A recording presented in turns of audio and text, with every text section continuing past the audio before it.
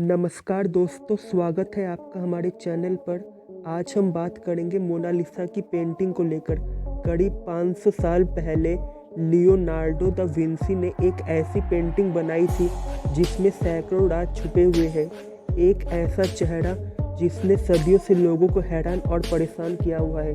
आज के इस वीडियो में हम मोनालिसा से जुड़ी रहस्यमयी तथ्यों के बारे में जानेंगे जो शायद आपने कभी सुनी नहीं होगी।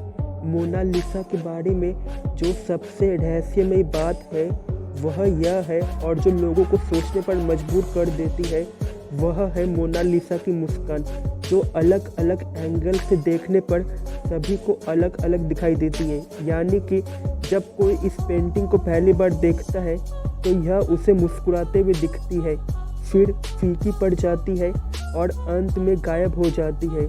सन 2000 में हार्वर्ड यूनिवर्सिटी के एक न्यूरो साइंटिस्ट ने यह बताया था कि मोनालिसा की मुस्कान कभी नहीं बदलती, बल्कि इंसान का माइंडसेट बदलता है। मतलब कि यह आपके दिमाग का खेल है। जैसा आप मोनालिसा को देखना चाहते हो, यह वैसा ही आपको दिखाई देगी। यह इस चीज़ पर निर्भर करती है कि आप किस चीज़ पर ज़्यादा फोकस कर रहे हो। लियोनार्डो दा विंसी ने मोनालिसा को 1503 में बनाना शुरू किया था और 1517 तक इस पर काम करते रहे। उनको सबसे ज़्यादा समय लगा था मोनालिसा के होठ को बनाने में। मोनालिसा वाकई में एक बेहद खूबसूरत पेंटिंग है और शुरू से ही मोनालिसा की पेंटिंग काफ़ी मशहूर थी। लेकिन मोनालिसा की पेंटिंग की लोकप्रियता तब ज़्यादा बढ़ गई जब इसे पेरिस के ही एक म्यूज़ियम से चुरा लिया गया। दुनिया के सबसे मशहूर पेंटिंग को दुनिया के सबसे बड़े म्यूज़ियम से चुरा लेना एक बड़ी हैरान कर देने वाली घटना थी। लेकिन इससे भी हैरान कर देने वाली बात यह थी कि इसके चोरी के इल्ज़ाम में जिस व्यक्ति को शक के घेरे में रखा गया था, वह थे एक महान पेंटर पाब्लो पिकासो। बाद में काफ़ी पूछताछ के उन पर से यह इल्ज़ाम हटा दिया गया था। 21 अगस्त 1911 को इस पेंटिंग को चुराया गया था, लेकिन उस दिन इस चोरी की तरफ किसी ने भी ध्यान नहीं दिया। इस पर अगले दिन नोटिस किया गया और फिर इन्वेस्टिगेशन के लिए म्यूज़ियम को एक हफ्ते के लिए बंद कर दिया गया था।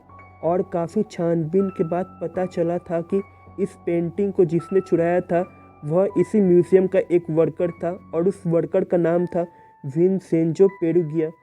वह म्यूज़ियम के एक छोटे से कमरे में छिप गया था। म्यूज़ियम के बंद हो जाने के बाद वो कमरे से निकला और पेंटिंग को कोर्ट में छुपाकर फरार हो गया था। 2 साल बाद इस पेंटिंग का पता लगा जब विंसेंजो पेरुगिया इस पेंटिंग को इटली के फ्लोरेंस शहर के आर्ट म्यूज़ियम के डायरेक्टर को बेचने के लिए जा रहा था। 2 हफ्तों तक इस पेंटिंग को इटली के उसी म्यूज़ियम में रखा गया। फिर 4 जनवरी 1914 को वापस से पेरिस के म्यूज़ियम में लाया गया। विंसेंजो पेरुगिया को इस गुनाह के लिए 6 महीने की जेल भी हुई थी। मोनालिसा की एक जुड़वा पेंटिंग भी मौजूद है जो बिल्कुल लियोनार्डो दा विंसी के मोनालिसा पेंटिंग जैसी दिखती है। कहा जाता है कि दूसरी पेंटिंग को लियोनार्डो दा विंसी के टाइम में उनके स्टूडेंट, जिनका नाम था फ्रांसेस्को मेल्जी, उन्होंने बनाया था। यह दूसरी पेंटिंग स्पेन की राजधानी, जिसका नाम है मैड्रिडो, वहाँ के म्यूज़ियम में रखी गई है। आज तक यह बात रहस्य है कि मोनालिसा कौन थी, यह तस्वीर किसने बनाई थी, यह कौन औरत थी। लेकिन ज़्यादातर इतिहासकारों का यह मानना है कि इस पेंटिंग में जो औरत है उसका नाम है लीसा घेरार्डिनी, जो कि फ्लोरेंस की एक इटालियन औरत थी। लेकिन एक विरोधाभास यह भी है कि Mona Lisa painting Leonardo da Vinci की खुद की तस्वीर है। मतलब कि उन्होंने इस पेंटिंग में खुद को एक औरत के रूप में दिखाया था। आपको जानकर हैरानी होगी कि इस पेंटिंग को कई बार नुकसान पहुंचाने की भी कोशिश की जा चुकी है। 1956 में एक बोलिवियन टूरिस्ट ने मोनालिसा पर एक पत्थर फेंका था, जिसकी वजह से मोनालिसा की बाएं हाथ की कोहनी के पास एक छोटा सा निशान आ गया था। बाद में इसे रिस्टोर कर दिया गया था। इसके बाद इसकी सुरक्षा को देखते हुए इस पेंटिंग को एक बुलेट प्रूफ ग्लास के अंदर रखा गया था। द्वितीय विश्व युद्ध के दौरान मोनालिसा पेंटिंग को 6 बार इसकी जगह से हटाया गया ताकि यह बेशकीमती पेंटिंग जर्मन नाजियों के हाथ में न चली जाए। आपको जानकर हैरानी होगी कि लियोनार्डो दा विंसी एक अच्छे राइटर भी थे, लेकिन सबसे ज़्यादा हैरान कर देने वाली बात यह है कि उन्होंने इस पेंटिंग के बारे में कहीं भी कुछ नहीं लिखा। लियोनार्डो दा विंसी के एक स्टूडेंट ने 1514 से 1516 के बीच मोनालिसा पेंटिंग का एक न्यूड वर्जन भी बनाया था, जिसे मोना भाना कहा जाता है। इसके हाथ और बॉडी की पोजीशन बिल्कुल मोनालिसा की तरह है। लियोनार्डो दा विंसी ने मोनालिसा को पेंट करने में 30 से भी ज़्यादा लेयर्स का इस्तेमाल किया था। उनमें से कुछ लेयर तो इंसानी बालों से भी बारीक थी। गिनीज वर्ल्ड रिकॉर्ड के अनुसार मोनालिसा दुनिया की सबसे महंगी पेंटिंग है। 1962 में इसकी कीमत $100 मिलियन आंकी गई थी और 2019 में $700 मिलियन के आसपास इस पेंटिंग की कीमत आंकी गई थी। 1519 में लियोनार्डो दा विंसी के मृत्यु के बाद मोनालिसा फ्रांस के राजाओं के प्राइवेट कलेक्शन का हिस्सा बन गई थी। यह पेंटिंग नेपोलियन को इतनी पसंद आई थी कि कुछ समय के लिए उन्होंने इसे अपने बेडरूम में लगवा दिया था। मोनालिसा पेंटिंग की अगर साइज की बात करें तो यह 30 × 21 इंचेस की है और इसकी अगर वज़न की बात करें तो इसका वज़न है 8 किलोग्राम। लियोनार्डो दा विंसी ने इसे पेपर पर नहीं बनाया था, बल्कि लकड़ी के पैनल पर ऑयल पेंट से बनाया था। जब आप इस पेंटिंग को देखते हो, मोनालिसा की आईब्रो आपको दिखाई नहीं देती। अब सवाल यह उठता है कि क्या लियोनार्डो दा विंसी ने मोनालिसा की आईब्रो नहीं बनाई थी?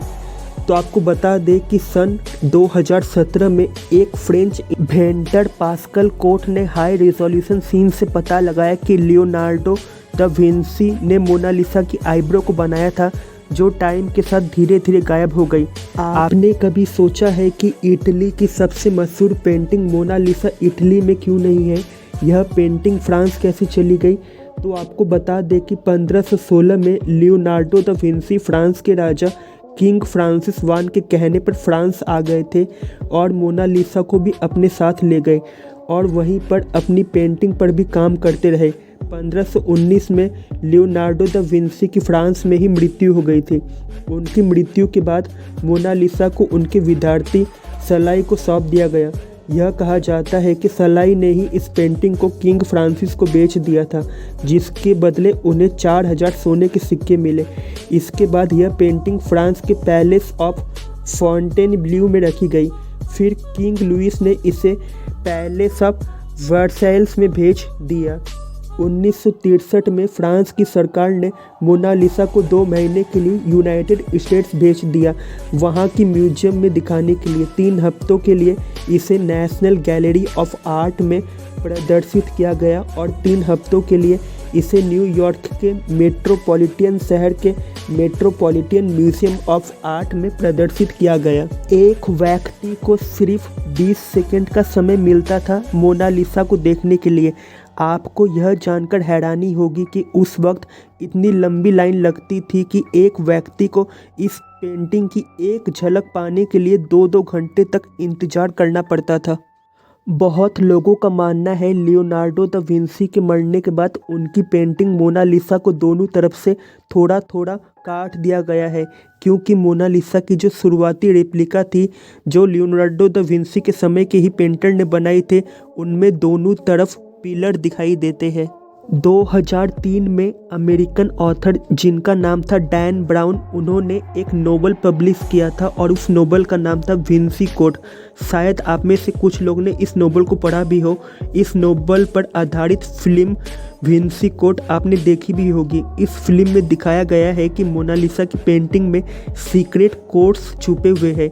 अपने नोवेल का पब्लिसिटी करते हुए डैन ब्राउन ने दावा किया कि वह मानते हैं कि पूरी फिक्शन पर आधारित है, लेकिन बुक में जो इन्फॉर्मेशन दी गई है वो सत्य पर आधारित है, जिसके लिए उन्होंने काफ़ी रिसर्च की थी। इस किताब और फिल्म का ईसाइयों ने जमकर विरोध किया था क्योंकि उनका मानना था कि यह हिस्टोरिकल इनकरेक्ट है। 23 जून 1852 में लूक मैस्पेरो नाम के एक यंग आर्टिस्ट ने पेरिस के एक होटल के चौथे मंजिल से कूदकर अपनी जान दे दी। वह मोनालिसा के रहस्यमय मुस्कान के पीछे पागल था। उसने एक सुसाइड नोट भी छोड़ा था जिसमें उसने वर्षों के प्यार और इंतज़ार की बात की थी। तो दोस्तों, हमारा ये वीडियो यहीं पे ख़त्म होता है। अगर आपको हमारा वीडियो पसंद आया तो हमारे चैनल को सब्सक्राइब करना ना भूलें और बेल आइकन को ज़रूर से प्रेस करें। जल्द मिलेंगे एक नए वीडियो के साथ और वीडियो पे लाइक और कमेंट ज़रूर करें।